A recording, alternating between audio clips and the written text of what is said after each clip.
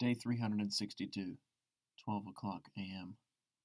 I was in pain and on the floor of my dimmed and slightly corroded basement. The anticipation increased as we counted down the days together. I looked to the left, seeing my guilt on and through the cracked reflection. I looked over to the right, seeing the broken pieces of glass neatly scattered across the floor. The ceiling leaked. The floor creaked. This is my happy place. This is our happy place. It's just my friend and I. We do not sleep. We cannot sleep.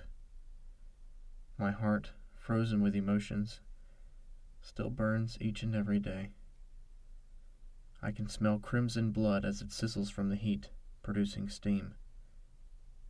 That man is deserving of death. We're going to kill him. We are going to rip him apart, limb by limb, entrail by entrail, until he flows red like the Nile River. The sight of watching his vocal cords rip as he cries for help excites me. In 3 days, our months of planning for this moment will pay off gratuitously. Minutes turn to hours as my friend and I sit and talk, discussing the shovel we'll use to put that bloodied corpse into the earth. Now it was time to visit our victim, ever so carefully. We cautiously walked up those white, bleached steps, leaving out the door. My friend, as usual, drove the van, pulling out into the driveway. It is a sunny Sunday morning, yet I hate the sunlight. But still, I knew where we would find him. Firstly, we sat in the van, watching him eat breakfast at the local coffee shop. He wore that same red hat. As per usual, he ordered 1 pancake, 2 eggs with extra cheese, and a cup of orange juice. After he finished breakfast, he got up, getting into his jet black BMW. We tailed him until he reached his destination, a weekly trip to the dry cleaners to pick up his clothing. As he collected his wardrobe, my friend alerted me to place the tracking device onto his vehicle. That way we can find him tomorrow. Tomorrow is when we plan to kidnap him. I quietly hopped out of the rusty alabaster van, ducking down and secretly approaching his car. I placed the tracking device right under his license plate, out of plain sight. Darting back quickly, I hopped back into the van, unseen and unheard. All day we followed him, everywhere he went. Finally arriving at his house, we waited for him to depart indoors. "This is where it happens," said my friend. I nodded, laughing darkly with excitement. When we got back home, it was 7 o'clock at night. My friend requested that I gather the equipment for tomorrow. We wouldn't want to forget anything. After he said those words, he disappeared downstairs quietly.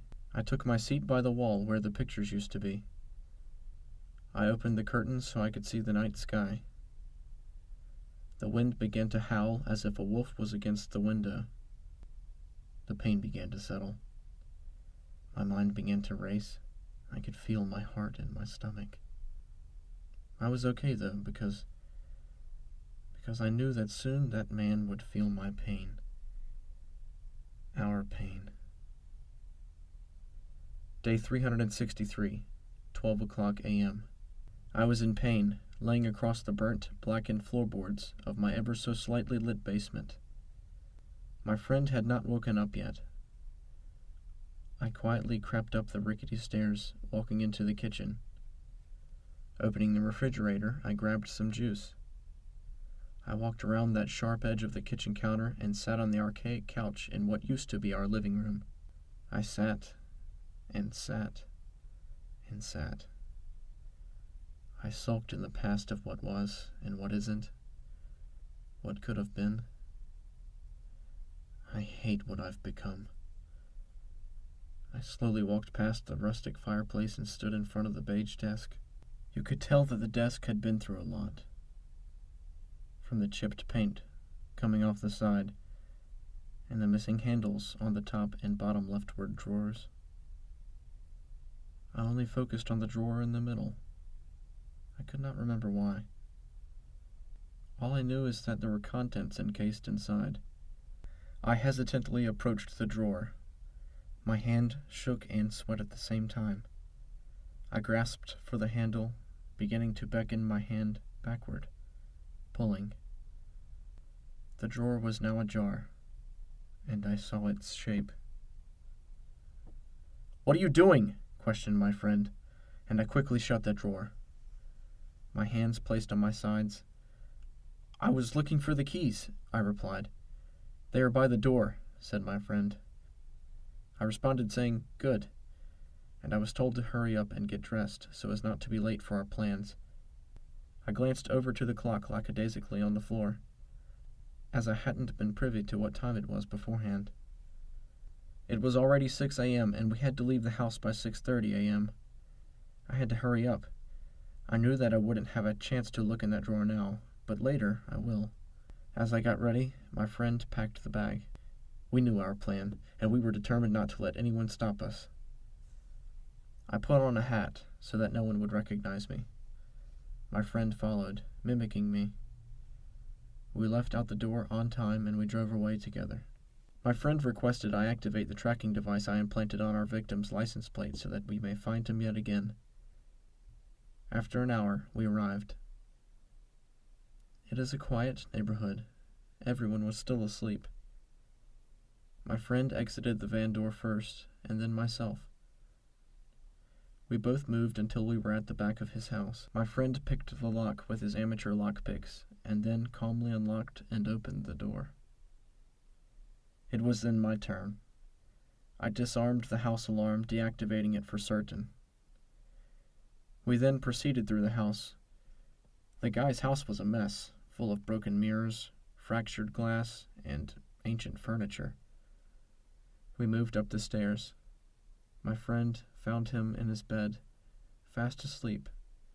He pulled out a needle full of atorfin, sticking it into the sleeping body, then rendering him unconscious. We tied up his arms, legs, and torso, and then grabbed him, leaving as if nothing had happened. The drive home was plain until we saw the flash of blue and red lights behind our van. My friend quickly requested that I hide our victim in the nearby sheets we had lying about the van, and so I did.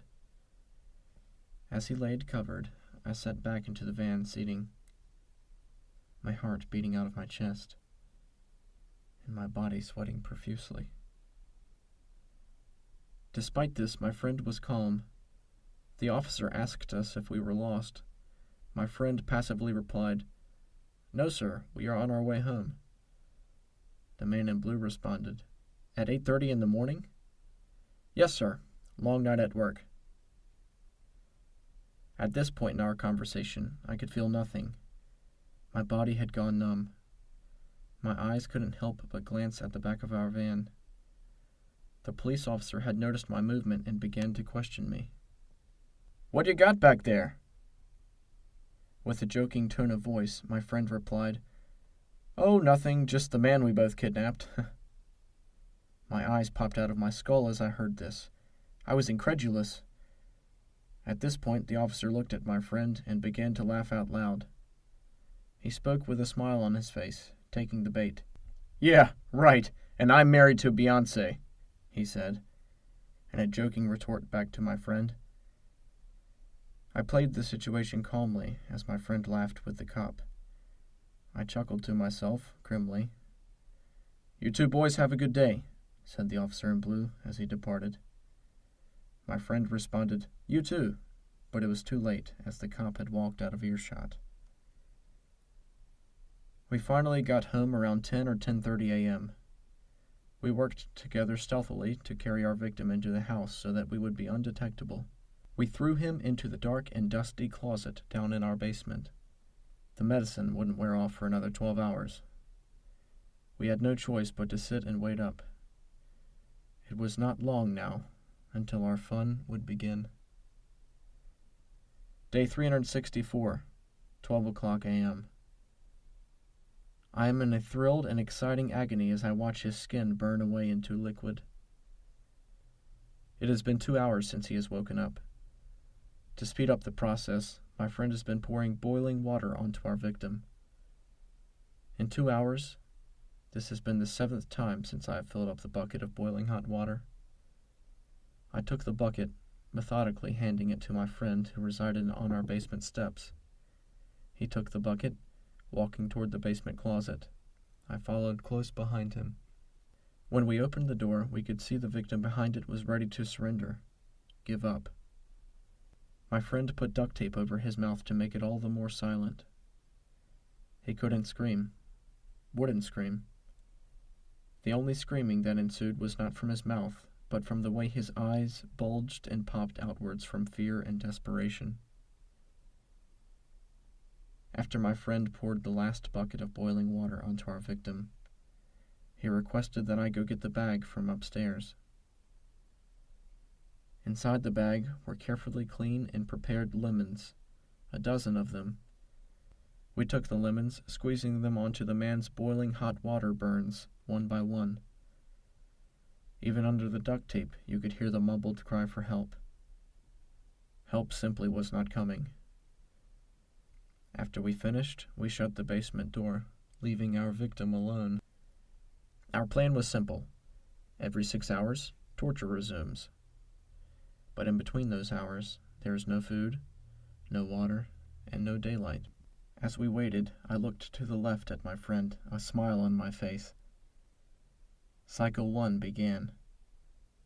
We dragged the sulking man out of the closet, strapping him onto the floor.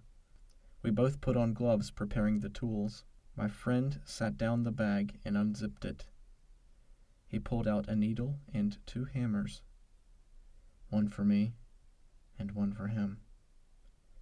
We began to stick the needle into his neck. The needle paralyzes the body, yet allows one to feel pressure and therefore pain. My friend ripped the duct tape off the man's mouth. He then used a metal rod to keep the mouth from closing, almost like a dentistry tool. It was now time for the main event.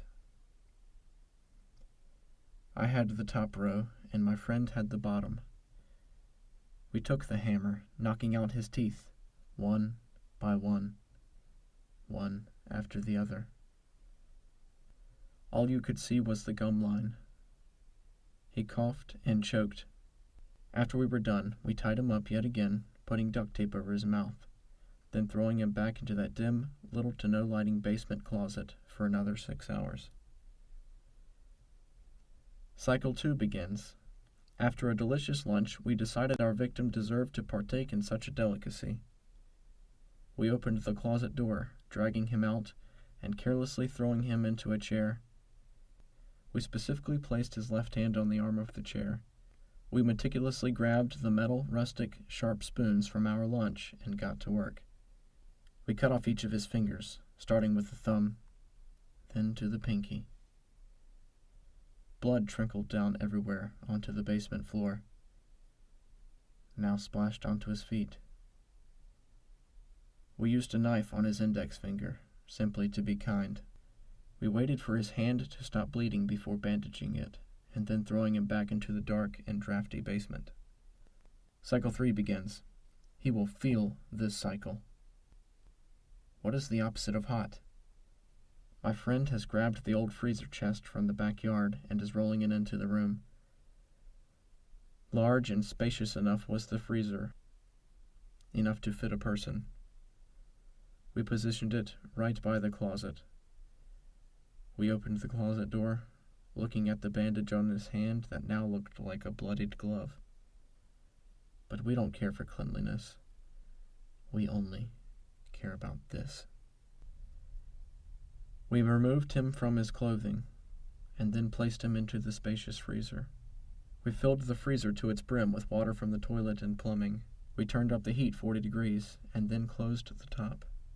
We waited for our victim to lose consciousness. Then we pulled him out of the freezer.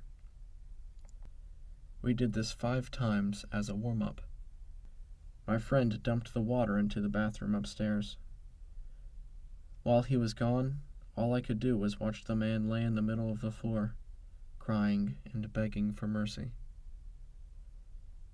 forgot what that meant a long time ago.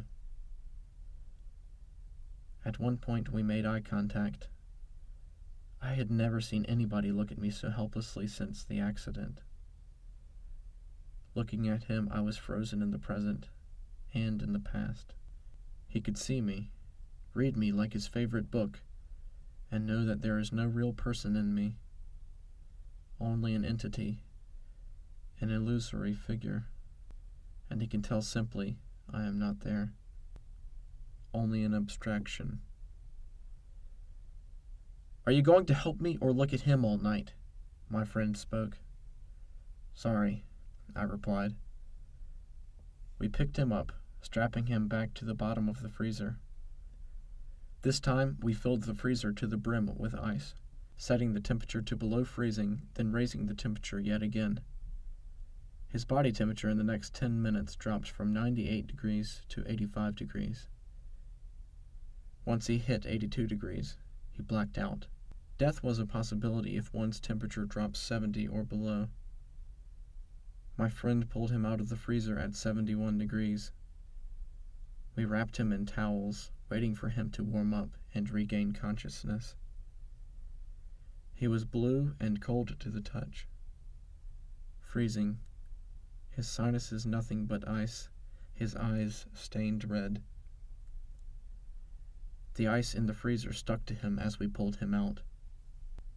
As we pulled him out, we tied him back up. The rope burns around his wrist prevalent. He spoke quietly and under his breath. His voice faded.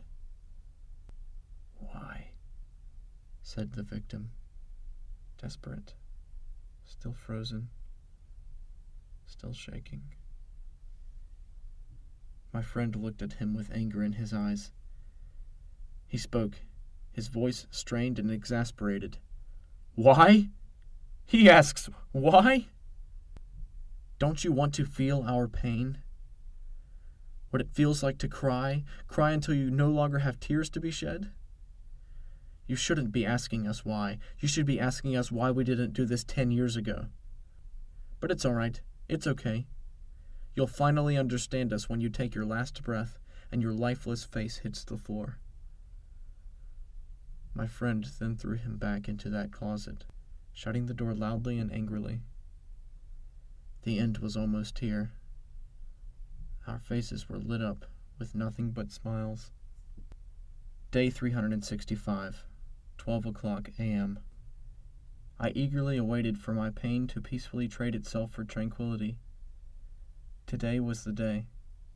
Today was the day we got what we wanted, and our victim would get what he deserved. Just one more hour. All the agony would subside. We were watching television together downstairs.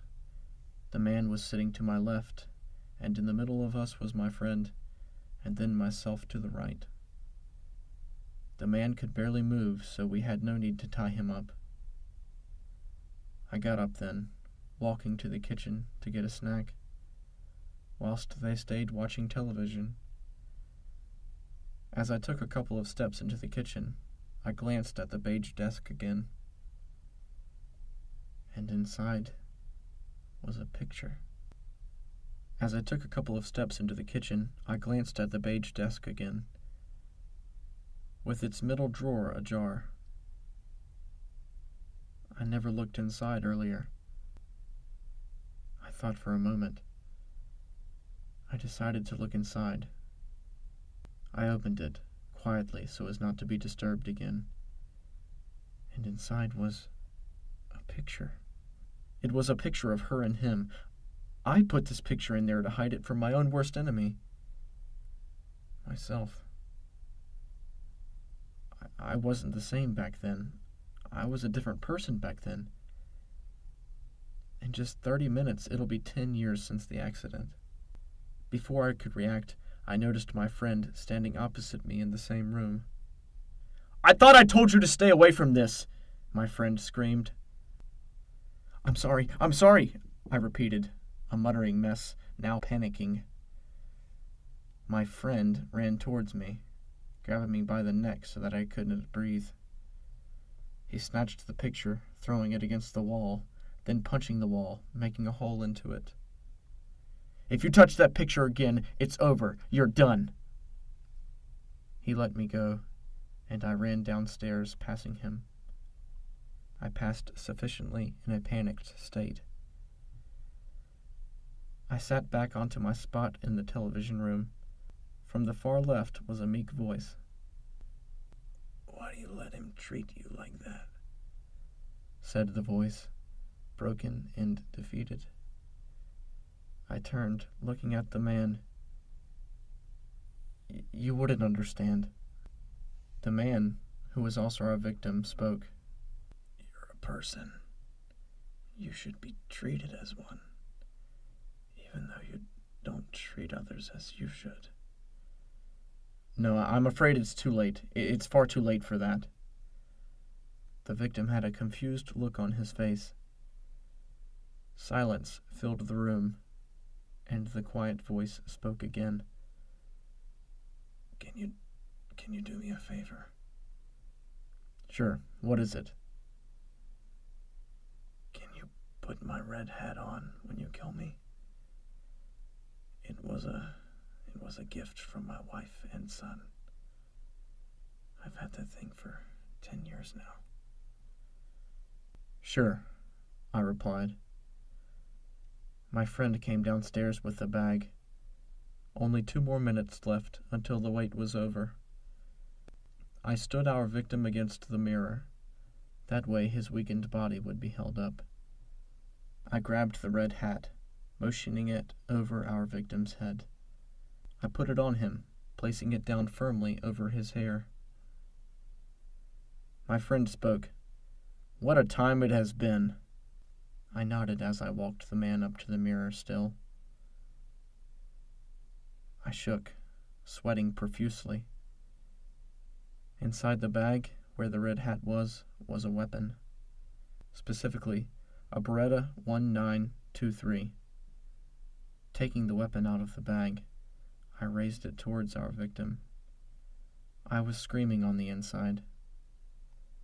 First it was 10, then it was 9, 8, 7, 6, 5, 4, 3, 2, 1.